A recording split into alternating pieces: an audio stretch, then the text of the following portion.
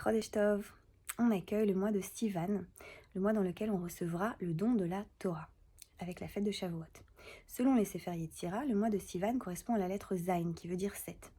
Et c'est pas un hasard qui correspond au chiffre 7, c'est pas un hasard puisqu'il y a 7 semaines qui séparent Pessah de Shavuot. Pessah, c'est la sortie d'Égypte, c'est le moment où on est physiquement libéré de l'esclavage. Or, on sait que être physiquement libre, ça ne veut pas forcément dire être prêt à être libre intérieurement. Au contraire, lorsqu'on sort de choses qui ont été très difficiles, il nous faut du temps de résilience pour retrouver notre liberté intérieure.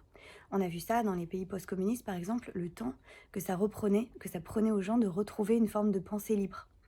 Eh bien, ainsi en va-t-il pour Bnei Israël et pour nous tous, dès qu'on sort de quelque chose qui a été très difficile et très aliénant, ça prend du temps de retrouver qui on est. Et ça, c'est le temps qui nous est donné pendant ces 7 semaines dans lesquelles on va compter le Homer, jour après jour, de chacune de ces 7 semaines qui séparent Pessah de Shavuot, avec cette pratique-là des sphirotes, où on va compter la sphira de chaque sphira, la mida de chaque mida. Une sphira, c'est un attribut divin, une mida, c'est une qualité humaine qui correspond à cet attribut.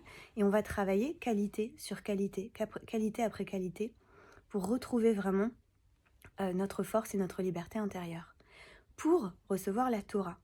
Alors on pourrait demander à quoi ça sert d'avoir été libéré si c'est pour recevoir une autre loi. Eh bien justement, ça nous pose la question, est-ce que être libre, c'est vraiment être libre de toute contrainte? On sait bien que non. Et peut-être que la liberté, c'est justement de choisir les règles selon lesquelles on veut vivre. Effectivement, Shavuot est le don d'une forme de loi, de règles.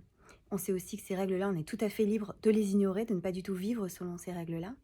Par contre, la beauté de la chose, c'est que selon le maître chassidique Meor Einaim, la Torah en réalité c'est une Hora'at Derer, c'est un guide de chemin. Et si on voit ça sous cet angle-là, alors on se rend compte de la beauté de la chose. Voilà un chemin qui nous est donné, voilà un guide. Voilà un guide. Cette loi, c'est un guide qui nous invite à marcher. Et ensuite à nous de choisir de marcher ou non et de rechoisir chaque année, de marcher dans la loi qu'on choisira pour nôtre, qu'on rechoisira pour nôtre. Voilà peut-être la vraie expression de la liberté. Chodesh Tov.